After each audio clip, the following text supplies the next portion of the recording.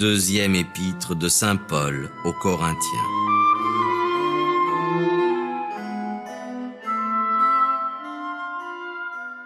Paul, apôtre de Jésus-Christ par la volonté de Dieu, et Timothée son frère, à l'église de Dieu qui est à Corinthe, et à tous les saints qui sont dans toute l'Achaïe. Que la grâce et la paix vous soient données par Dieu notre Père et par le Seigneur Jésus-Christ. Béni soit Dieu, qui est aussi le Père de notre Seigneur Jésus-Christ, le Père des miséricordes et le Dieu de toute consolation, qui nous console dans toutes nos tribulations, afin que nous puissions, nous aussi, par l'encouragement que nous recevons nous-mêmes de Dieu, consoler ceux qui sont pressés par toutes sortes de maux. Car, de même que les souffrances du Christ abondent en nous, notre consolation abonde aussi par le Christ.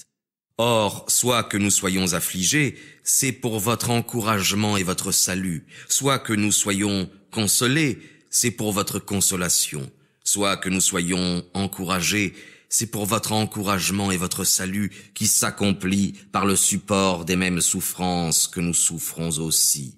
Ce qui nous donne une ferme espérance pour vous, sachant que si vous avez part aux souffrances, vous aurez part aussi à la consolation.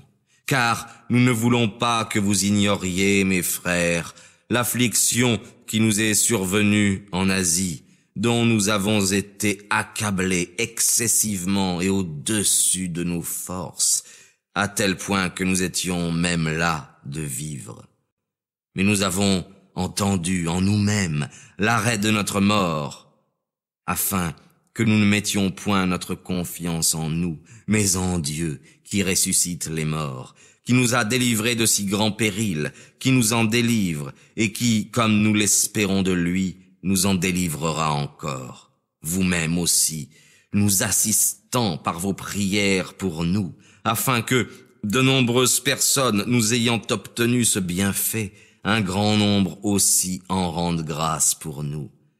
Car ce qui fait notre gloire, c'est le témoignage de notre conscience, que nous nous sommes conduits dans ce monde et surtout à votre égard, dans la simplicité du cœur et la sincérité de Dieu, nullement avec la sagesse de la chair, mais dans la grâce de Dieu. Car nous ne vous écrivons pas autre chose que ce que vous avez lu et reconnu, et j'espère que vous reconnaîtrez jusqu'à la fin, comme vous l'avez reconnu en partie, que nous sommes votre gloire, de même que vous serez la nôtre au jour de notre Seigneur Jésus-Christ. C'est dans cette confiance que je voulais aller d'abord chez vous, afin que vous eussiez une seconde grâce, et passer par chez vous en allant en Macédoine, revenir ensuite de Macédoine chez vous, et me faire conduire par vous en Judée. Ayant donc voulu cela, est-ce que j'ai usé de légèreté?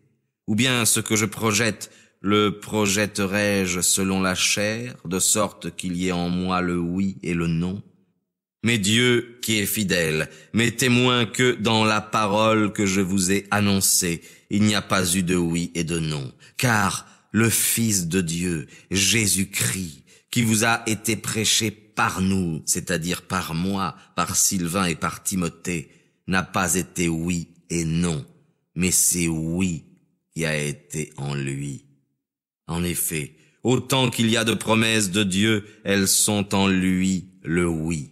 C'est pourquoi aussi l'amen à Dieu par lui est prononcé pour notre gloire. Or celui qui nous a fermis avec vous dans le Christ et qui nous a oints, c'est Dieu, lequel aussi nous a marqués d'un sceau et a mis dans nos cœurs les arts de l'esprit. Pour moi, je prends Dieu à témoin sur mon âme que c'est pour vous épargner que je ne suis pas encore allé à Corinthe. Non pas que nous dominions sur votre foi, mais nous contribuons à votre joie, car vous êtes fermes dans la foi.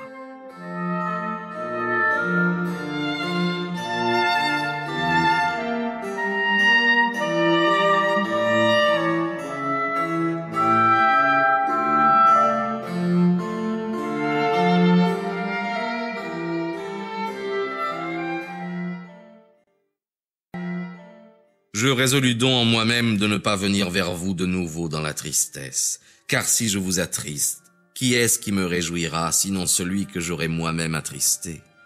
C'est aussi ce que je vous avais écrit, afin que lorsque je serai arrivé, je n'ai pas tristesse sur tristesse de la part de ceux qui devaient me donner de la joie. Car j'ai cette confiance en vous tous, que ma joie est la vôtre à tous.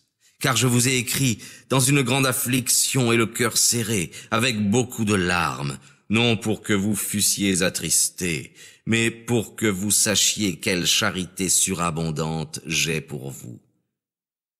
Si quelqu'un a été une cause de tristesse, ce n'est moi qui l'a attristé, mais vous tous, en quelque mesure, pour ne pas exagérer. Il suffit pour cet homme-là de la correction qui lui a été imposée par le plus grand nombre, de sorte que vous devez plutôt lui pardonner et le consoler, de peur que cet homme ne soit accablé par un excès de tristesse. C'est pourquoi je vous conjure de redoubler de charité envers lui. C'est pour cela aussi que je vous ai écrit, afin de vous éprouver et de connaître si vous êtes obéissant en toutes choses.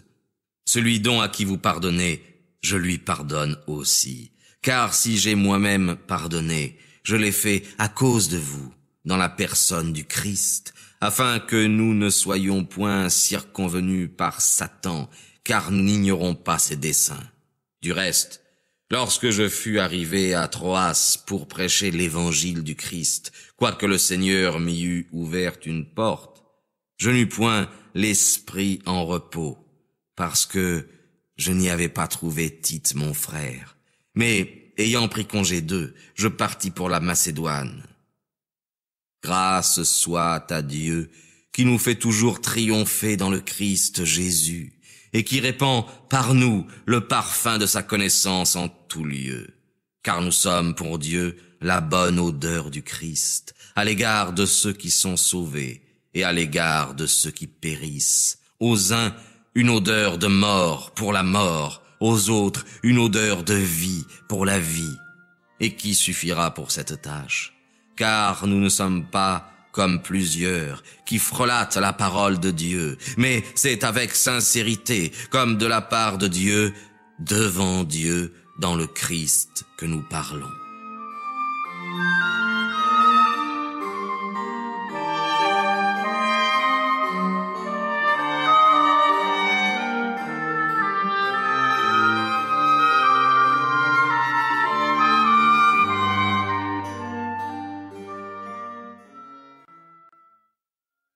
Commençons-nous de nouveau à nous recommander nous-mêmes, ou avons-nous besoin, comme quelques-uns, de lettres de recommandation auprès de vous ou de votre part? C'est vous qui êtes notre lettre, écrite dans nos cœurs, connue et lue par tous les hommes. Vous êtes manifestement la lettre du Christ, rédigée par nous, et écrite non avec de l'encre, mais avec l'Esprit du Dieu vivant, non sur des tables de pierre, mais sur des tables de chair, sur vos cœurs. Cette assurance, nous l'avons par le Christ auprès de Dieu. Non que nous soyons capables par nous-mêmes de penser quelque chose, comme de nous-mêmes, mais notre capacité vient de Dieu, qui nous a aussi rendus propres à être les ministres de la nouvelle alliance, non par la lettre, mais par l'Esprit. Car la lettre tue et l'Esprit vivifie. Or, si le ministère de la mort, gravé en lettres sur des pierres, a été tellement entouré de gloire que les enfants d'Israël ne pouvaient fixer la face de Moïse à cause de l'éclat de son visage qui devait pourtant s'évanouir. Combien le ministère de l'Esprit ne sera-t-il pas plus glorieux? En effet, si le ministère de la condamnation a été glorieux, le ministère de la justice est de beaucoup supérieur en gloire. Et même ce qui a été brillant dans le premier n'a pas été glorieux en comparaison de la gloire éminente du second. Car si ce qui devait finir a été glorieux, ce qui demeure sera beaucoup plus glorieux. Ayant donc une telle espérance, nous usons d'une grande liberté. Et nous ne faisons pas comme Moïse, qui mettait un voile sur son visage, afin que les enfants d'Israël ne vissent pas sur son visage ce qui devait disparaître. Mais leurs esprits ont été endurcis. Car jusqu'à ce jour, ce même voile demeure sans être levé, lorsqu'ils lisent l'Ancien Testament, car cette alliance est abolie par le Christ.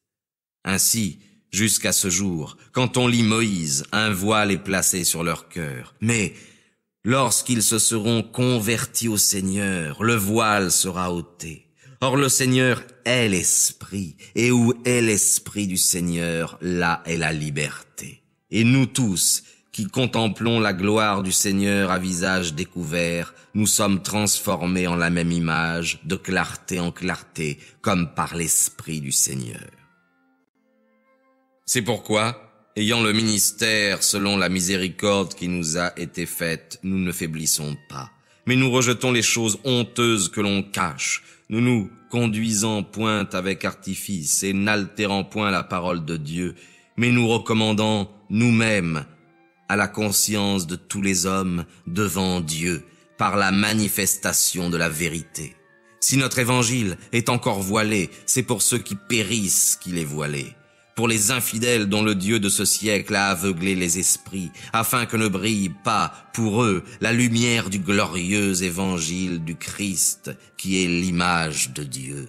Car nous ne nous prêchons pas nous-mêmes, mais Jésus-Christ, notre Seigneur, et nous sommes vos serviteurs en Jésus. Parce que le Dieu qui a dit à la lumière de resplendir du sein des ténèbres a fait luire aussi sa clarté dans nos cœurs, pour que nous fassions briller la connaissance de la gloire de Dieu en la personne du Christ Jésus. Mais nous avons ce trésor dans des vases de terre, afin que la grandeur appartienne à la puissance de Dieu et non pas à nous. En toutes choses, nous souffrons la tribulation, mais nous ne sommes pas accablés. Nous sommes en perplexité, mais non désespérés. Nous sommes persécutés, mais non pas abandonnés. Nous sommes abattus, mais non perdus, portant toujours dans notre corps la mort de Jésus, afin que la vie de Jésus soit aussi manifestée dans notre corps. Car nous qui vivons, nous sommes sans cesse livrés à la mort pour Jésus, afin que la vie de Jésus soit aussi manifestée dans notre chair mortelle. La mort agit donc en nous, et la vie en vous. Et comme nous avons le même esprit de foi, selon qu'il est écrit « J'ai cru, c'est pourquoi j'ai parlé », nous croyons aussi, et c'est pour cela que nous parlons. Sachant que celui qui a ressuscité Jésus nous ressuscitera nous aussi avec Jésus et nous placera avec vous. Car toutes choses sont pour vous, afin que la grâce en se multipliant fasse abonder les actions de grâce d'un grand nombre pour la gloire de Dieu. C'est pourquoi nous ne perdons pas courage, mais bien qu'en nous l'homme extérieur se détruise, cependant l'homme intérieur se renouvelle de jour en jour. Car notre légère tribulation du moment présent produit pour nous le poids éternel d'une sublime et incomparable gloire. Pour nous qui ne considérons point les choses visibles, mais les choses invisibles. Car les choses visibles sont temporelles, mais les invisibles sont éternelles.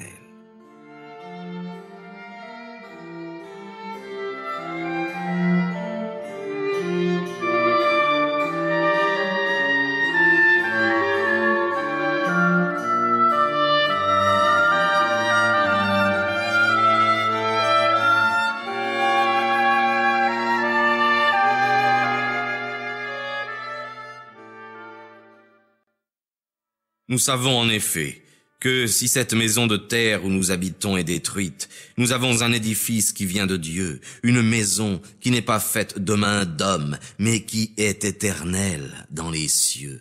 Aussi, dans ce corps nous gémissons, désirant d'être revêtus de notre habitation céleste, si toutefois nous sommes trouvés vêtus et non pas nus.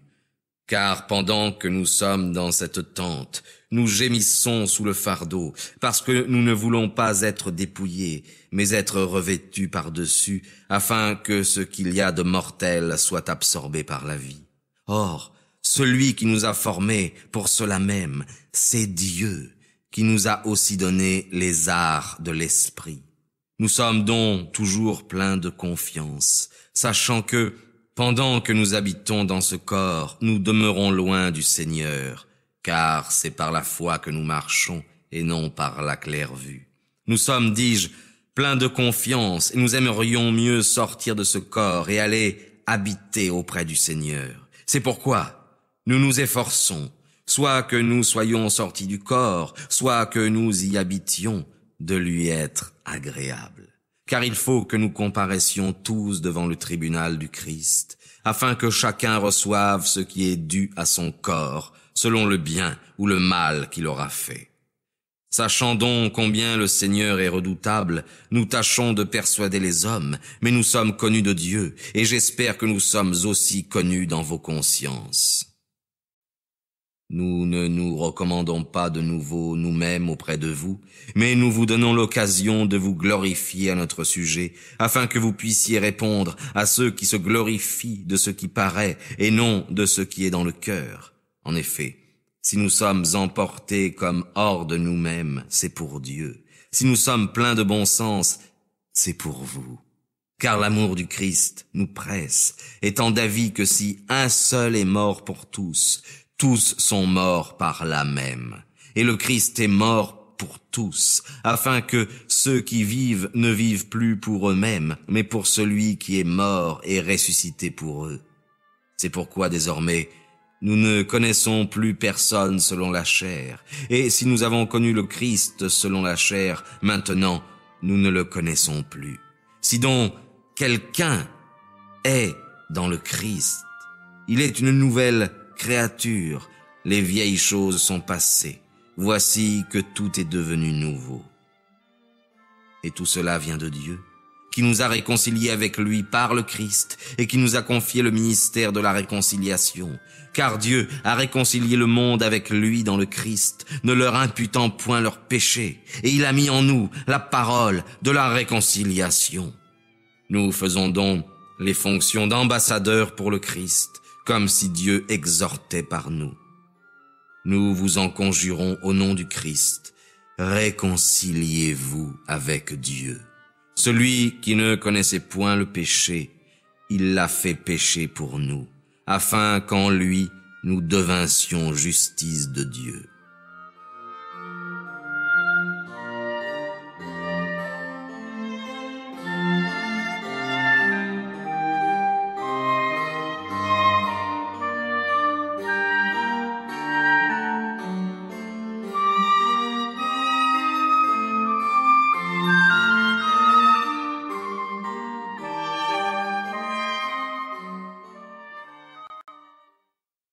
Étant les coopérateurs de Dieu, nous vous exhortons à ne pas recevoir en vain la grâce de Dieu.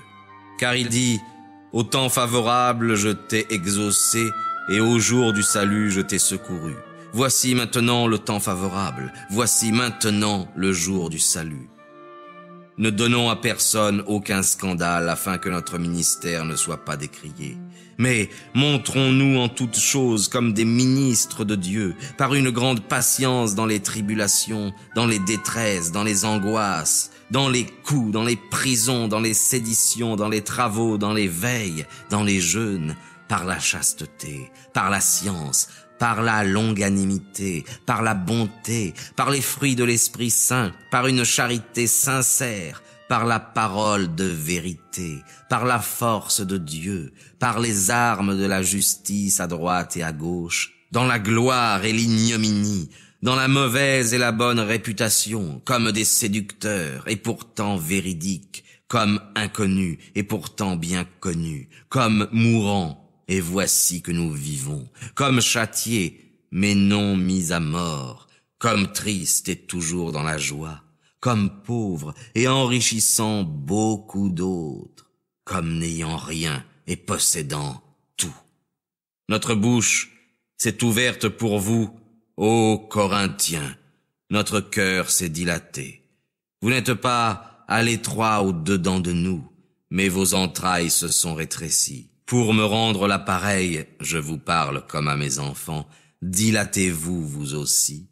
Ne portez pas un même joug avec les infidèles, car quelle union y a-t-il entre la justice et l'iniquité? Ou quelle association entre la lumière et les ténèbres? Ou quel accord entre le Christ et Bélial? Ou quelle part entre le fidèle et l'infidèle? Quel rapport entre le temple de Dieu et les idoles? Car vous êtes le temple du Dieu vivant.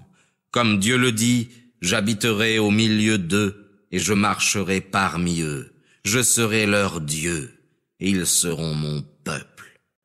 C'est pourquoi sortez du milieu d'eux et séparez-vous-en, dit le Seigneur, et ne touchez point à ce qui est impur. Et je vous recevrai, je serai votre Père, et vous serez mes fils et mes filles, dit le Seigneur Tout-Puissant.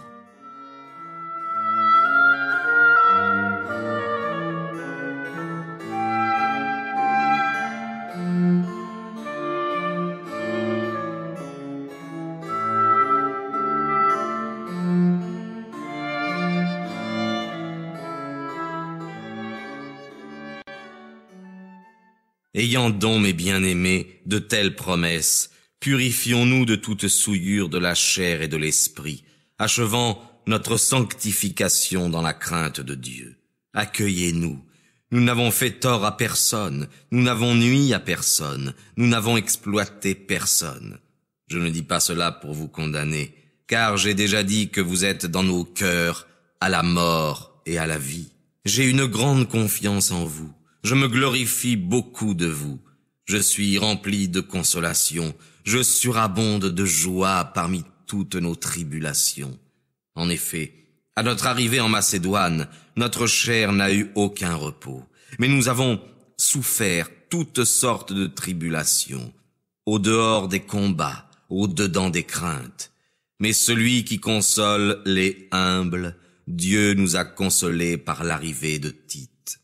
Et non seulement par son arrivée, mais encore par la consolation qu'il a reçue de vous, car il m'a raconté votre désir, vos pleurs, votre zèle pour moi, de sorte que ma joie a été plus grande. En effet, bien que je vous ai attristé par ma lettre, je ne le regrette pas. Et si j'en ai eu du regret en voyant que cette lettre vous avait attristé, quoique pour peu de temps, maintenant j'ai de la joie, non de ce que vous avez été attristé, mais de ce que votre tristesse vous a porté à la pénitence. Vous avez été attristé selon Dieu, en sorte que vous n'avez reçu de nous aucun dommage.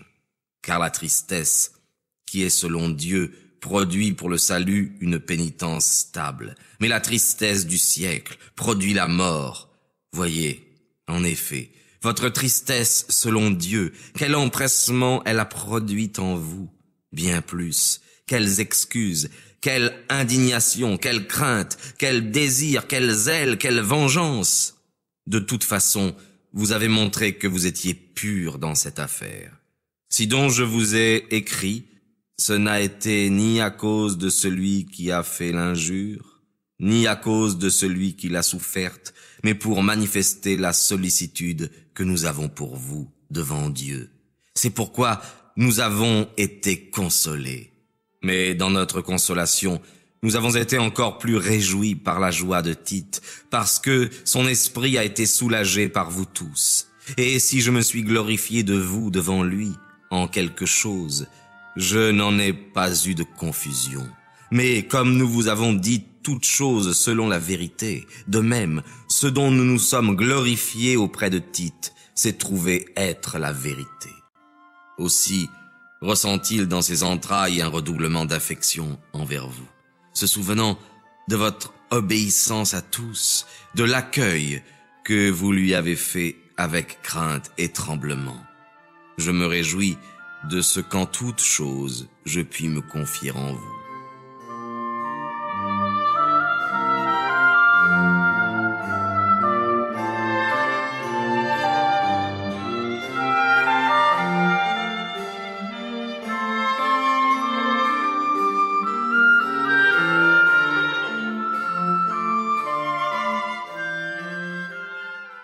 Nous vous faisons connaître, mes frères, la grâce de Dieu qui a été accordée aux églises de Macédoine. c'est qu'ayant été éprouvés par de nombreuses afflictions, ils ont ressenti une joie très vive et que leur profonde pauvreté a répandu avec abondance les richesses de leur charité sincère. Car je rends ce témoignage qu'ils ont donné de leur propre mouvement, selon leur pouvoir et même au-delà de leur pouvoir. Nous conjurons avec beaucoup d'insistance la grâce de prendre part à l'assistance destinée aux saints. Et non seulement ils ont agi comme nous l'avions espéré, mais ils se sont donnés premièrement eux-mêmes au Seigneur et ensuite à nous, selon la volonté de Dieu. De sorte que nous avons prié Tite d'achever auprès de vous cette bonne œuvre comme il a commencé.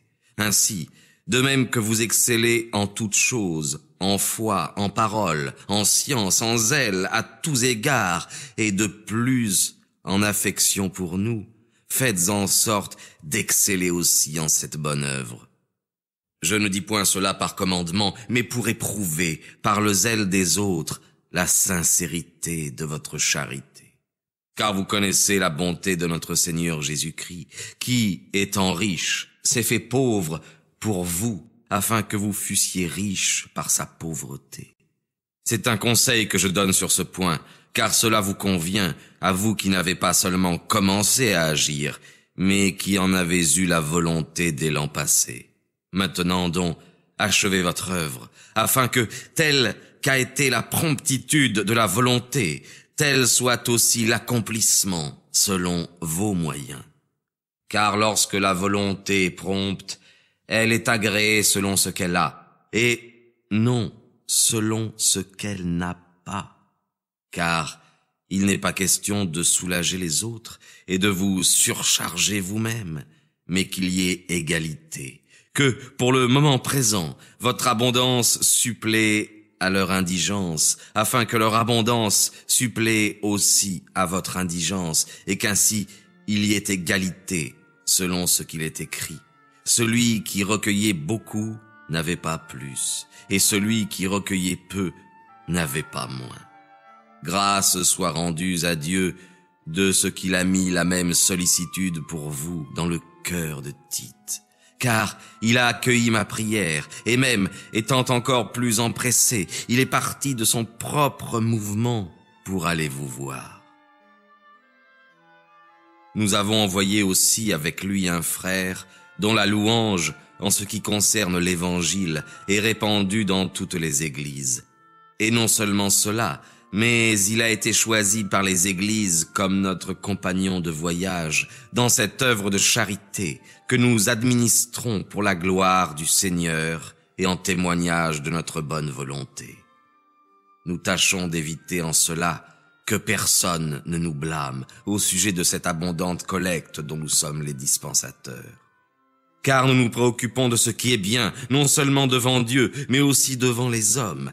Nous avons encore envoyé avec eux notre frère, dont nous avons souvent éprouvé le zèle en de nombreuses occasions, et qui est encore beaucoup plus zélé maintenant, à cause de sa grande confiance en vous, soit à l'égard de Tite, qui est mon compagnon et mon coopérateur auprès de vous, soit à l'égard de nos frères, qui sont les apôtres des églises et la gloire du Christ. Donnez leurs dons en face des églises la preuve de votre charité et montrez que nous avons sujet de nous glorifier de vous.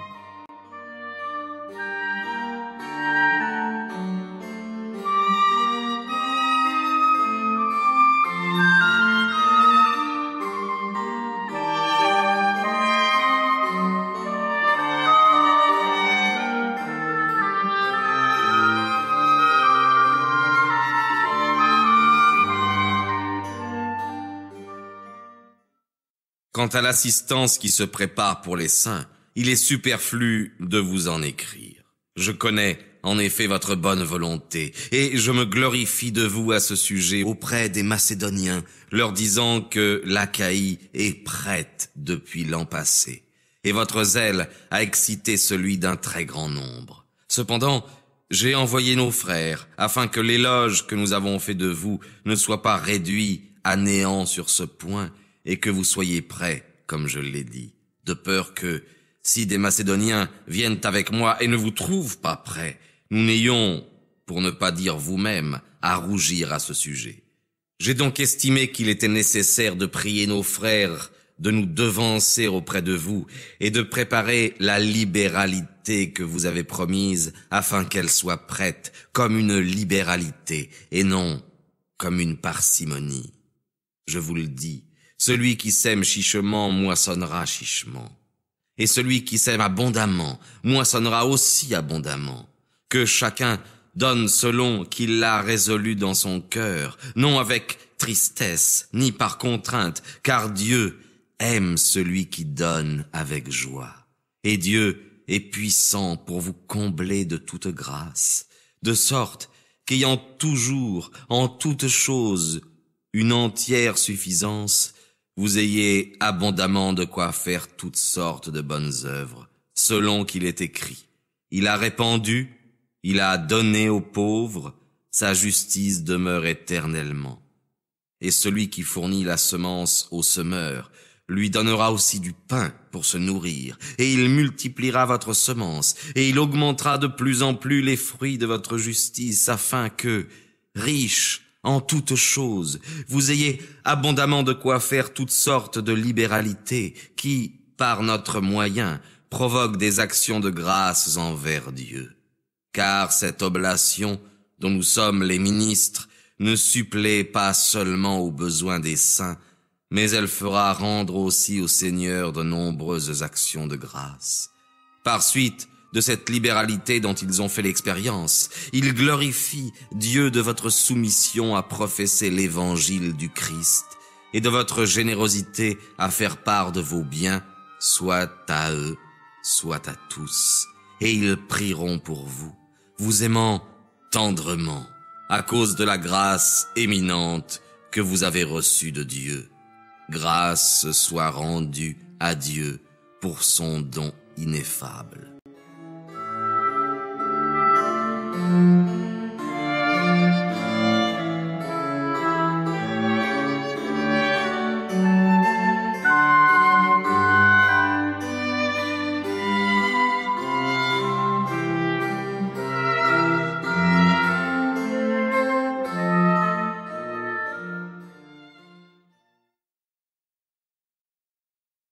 Moi-même, Paul, je vous conjure par la douceur et la modestie du Christ, moi qui, étant présent, suis humble d'apparence parmi vous, mais qui, absent, agis avec hardiesse envers vous. Je vous prie de ne pas m'obliger, quand je serai présent, d'user avec assurance de cette hardiesse qu'on m'attribue, d'en user, dis-je, contre quelques-uns qui pensent que nous nous conduisons selon la chair, car, quoique vivant dans la chair, nous ne combattons pas selon la chair. En effet, nos armes de guerre ne sont point charnelles, mais puissantes en Dieu pour renverser les forteresses, pour détruire les raisonnements, et toute hauteur qui s'élève contre la science de Dieu, et pour réduire toute intelligence en servitude sous l'obéissance du Christ. Et nous sommes prêts à punir toute désobéissance lorsque votre obéissance sera parfaite. Jugez des choses selon l'apparence. Si quelqu'un se persuade en lui-même qu'il est au Christ, qu'il pense aussi en lui-même que, comme il est au Christ, il en est ainsi de nous. Car quand je me glorifierai un peu plus de la puissance que le Seigneur nous a donnée pour votre édification, et non pour votre destruction, je n'en rougirai pas. Mais pour qu'on ne croie pas que je veux vous effrayer par mes lettres, car, dit-on, ces lettres sont graves et fortes, mais quand il est présent, il paraît chétif de corps et méprisable en son langage. Que celui qui est dans ce sentiment considère que tels nous sommes en parole dans nos lettres, étant absents, tels nous sommes par nos actes, étant présents. Car nous n'osons pas nous égaler, ni nous comparer à certains hommes qui se recommandent eux-mêmes, mais nous nous mesurons sur ce que nous sommes, et nous nous comparons à nous-mêmes.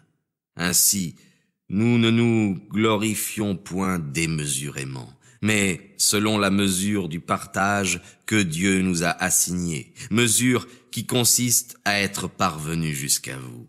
Car nous ne nous étendons pas plus qu'il ne faut, comme si nous n'étions pas parvenus jusqu'à vous, puisque nous sommes arrivés jusqu'à vous par l'évangile du Christ. Nous ne nous glorifions pas démesurément dans les travaux des autres, mais nous espérons que votre foi croissant, nous grandirons de plus en plus en vous selon notre partage, et que nous porterons l'évangile même dans les pays qui sont au-delà de vous, sans nous glorifier de ce qui s'est déjà fait sur le domaine des autres.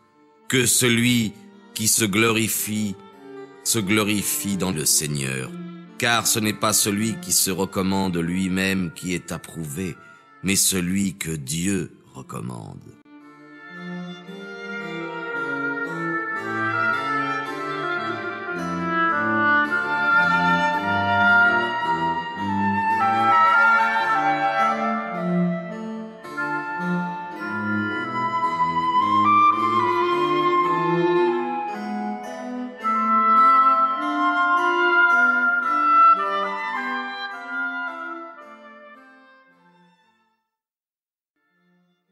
Ah, si vous pouviez supporter de ma part un peu de folie, eh bien, supportez-moi, car je suis jaloux de vous d'une jalousie de Dieu. En effet, je vous ai fiancé à un unique époux, au Christ, pour vous présenter à lui comme une vierge pure. Mais je crains que, de même que le serpent séduisit Ève par sa ruse, ainsi vos esprits ne se corrompent et ne se détournent de la simplicité qui est dans le Christ. Car si quelqu'un venait vous prêcher à un autre Christ que celui que nous vous avons prêché, ou si vous receviez un autre esprit que celui que vous avez reçu, ou un autre évangile que celui que vous avez accueilli, vous le supporteriez fort bien. J'estime cependant que je n'ai rien fait de moins que ces grands apôtres. Si je suis inhabile sous le rapport de la parole, je ne le suis pas pour la science, mais nous nous sommes fait connaître parmi vous en toutes choses. Est-ce que j'ai fait une faute en m'humiliant moi-même afin que vous fussiez élevés lorsque je vous prêchais gratuitement l'évangile de Dieu? J'ai dépouillé les autres églises en recevant d'elles un salaire pour vous servir. Et quand j'étais parmi vous et que je me trouvais dans le besoin, je n'ai été à charge à personne, car les frères venus de Macédoine ont supplé à ce qui me manquait. Et en toute chose, je me suis gardé avec soin de vous être à charge, et je m'en garderai encore. J'en atteste la vérité du Christ qui est en moi. Cette gloire ne me sera pas ravie dans les contrées de l'Achaïe. Pourquoi? Parce que je ne vous aime pas. Dieu le sait. Mais ce que je fais, je le ferai encore pour ôter une occasion à ceux qui cherchent une occasion afin qu'ils soient trouvés tels que nous dans les choses dont ils se glorifient. Car de tels hommes sont de faux apôtres, des ouvriers trompeurs qui se transforment en apôtres du Christ. Et cela n'est pas étonnant, car Satan lui-même se transforme en ange de lumière. Il n'est donc pas étrange que ces ministres se transforment en ministres de justice.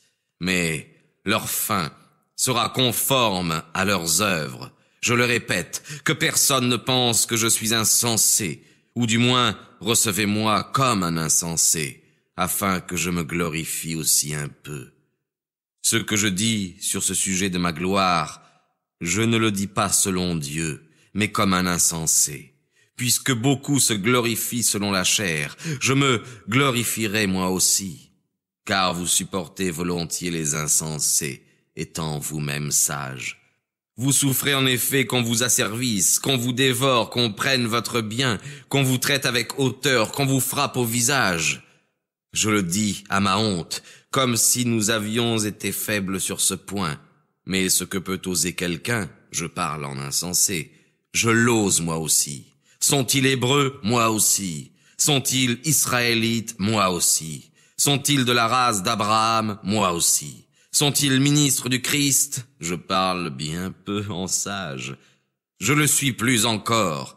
J'ai souffert plus de travaux, plus de prisons, des coups sans mesure. J'ai été souvent en danger de mort.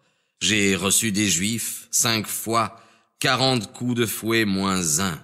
3 fois j'ai été battu de verge, j'ai été lapidé 1 fois, j'ai fait 3 fois naufrage, j'ai passé 1 jour et 1 nuit au fond de la mer. J'ai été souvent en voyage, dans des périls sur les fleuves, des périls provenant des voleurs, des périls de la part de ma nation, des périls de la part des païens, des périls dans les villes, des périls dans le désert, des périls sur la mer, des périls parmi les faux frères, dans le travail et la fatigue, dans des veilles nombreuses, dans la faim et la soif, dans des jeûnes nombreux, dans le froid et la nudité. Outre ces maux qui sont extérieurs, il y a ce qui me préoccupe chaque jour, le soin de toutes les églises. Qui est faible sans que je sois faible? Qui est scandalisé sans que je brûle? S'il faut se glorifier, c'est de ce qui fait ma faiblesse que je me glorifierai. Dieu, qui est le Père de notre Seigneur Jésus-Christ, et qui est béni dans tous les siècles, sait que je ne mens pas. À Damas, celui qui était gouverneur du pays pour le roi Arétas faisait garder la ville des Damaséniens pour se saisir de moi, et l'on me descendit par une fenêtre dans une corbeille, le long d'une muraille, et c'est ainsi que j'échappai de ses mains.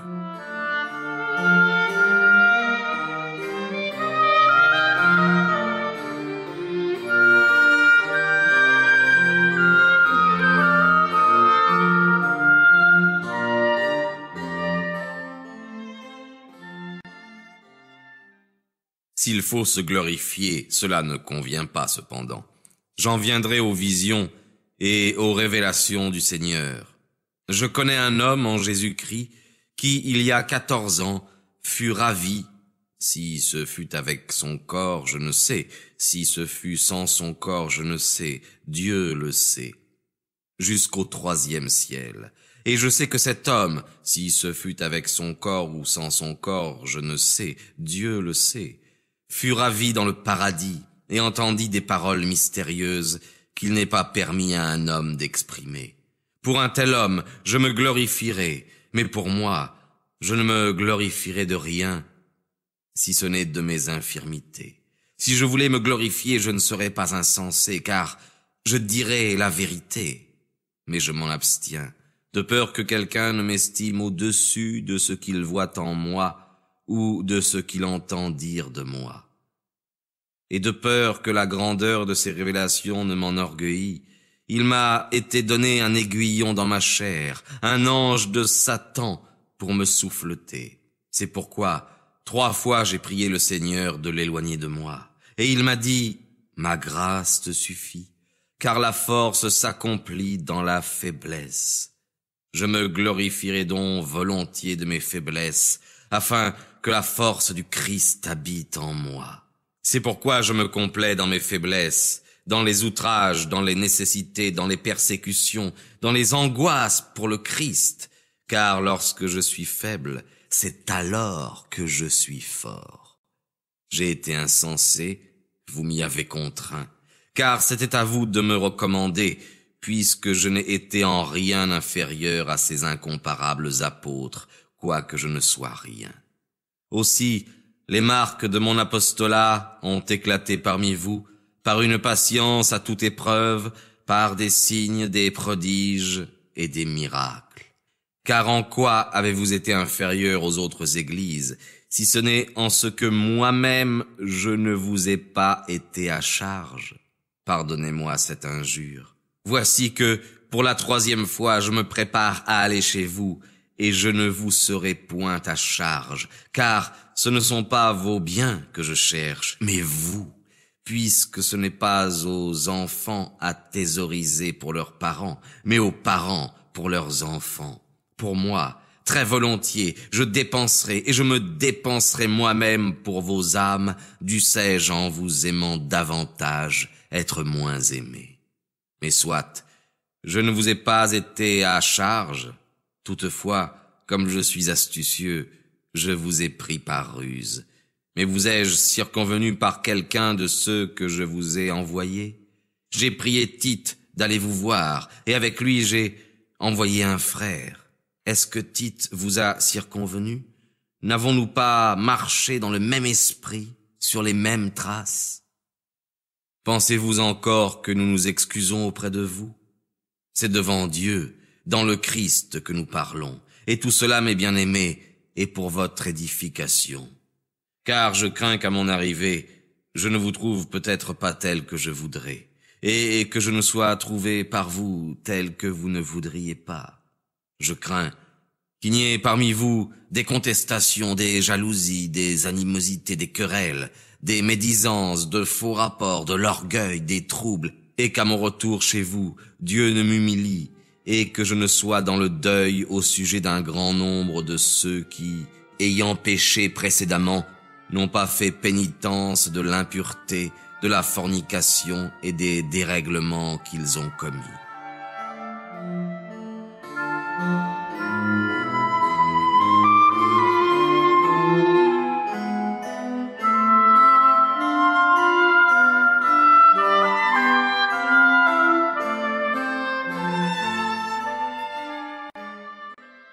Voici la 3e fois que je viens à vous. Tout sera décidé sur la déclaration de 2 ou 3 témoins. J'ai déjà dit, et je dis encore d'avance, comme si j'étais présent, quoique je sois maintenant absent, à ceux qui ont péché précédemment, et à tous les autres, que si je viens de nouveau, je serai sans pitié. Est-ce que vous voulez mettre à l'épreuve le Christ qui parle par moi, qui n'est pas faible à votre égard, mais qui est puissant parmi vous? Car bien qu'il ait été crucifié selon la faiblesse, il vit cependant par la puissance de Dieu. Et nous de même, nous sommes faibles en lui, mais nous vivrons avec lui par la puissance de Dieu parmi vous. Examinez-vous vous-même pour voir si vous êtes dans la foi. Éprouvez-vous vous-même. Ne reconnaissez-vous pas vous-même que Jésus-Christ est en vous? À moins, peut-être, que vous ne soyez réprouvés. Mais j'espère que vous reconnaîtrez que nous ne sommes pas réprouvés. Et nous prions Dieu que vous ne fassiez rien de mal, non pour paraître nous-mêmes approuvés, mais afin que vous fassiez vous ce qui est bon, dussions-nous être réprouvés. Car nous ne pouvons rien contre la vérité, mais seulement pour la vérité. Aussi, nous nous réjouissons de ce que nous sommes faibles et de ce que vous êtes forts. Et ce que nous demandons, c'est votre perfection.